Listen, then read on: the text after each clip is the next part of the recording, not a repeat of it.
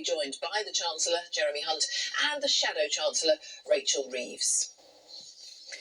The BBC has calculated that the number of people who've crossed the Channel in small boats this year has now surpassed 40,000, the biggest number since records began in 2018.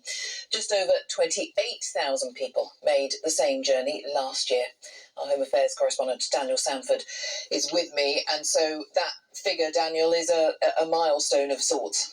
Another difficult milestone for ministers. It's worth remembering that back in 2018, when this all began, fewer than 300 people crossed the Channel in these dangerous, open, small boats. But if you look at this graphic, you'll see that every year since then, the numbers have gone up and up and up and up. Last year, as you say, it was 28,500.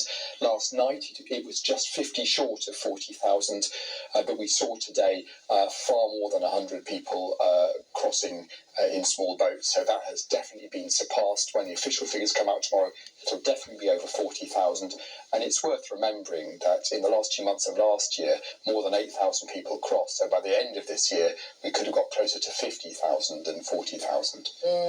And so why is this intractable?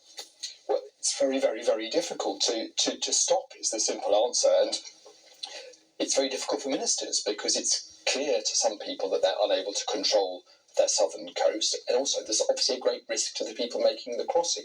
The French rescue services plucked 120 people from the Channel last night, and it's worth remembering that last November 27 people died in a single night. The bad weather of the last couple of weeks has allowed the government to reduce the numbers in the migrant processing centre at Manston, so that's become a little bit more under control, but they only did that by moving people out into hotels. That's causing concern in some local communities. I'm concerned about the millions of pounds being spent every day on hotel rooms.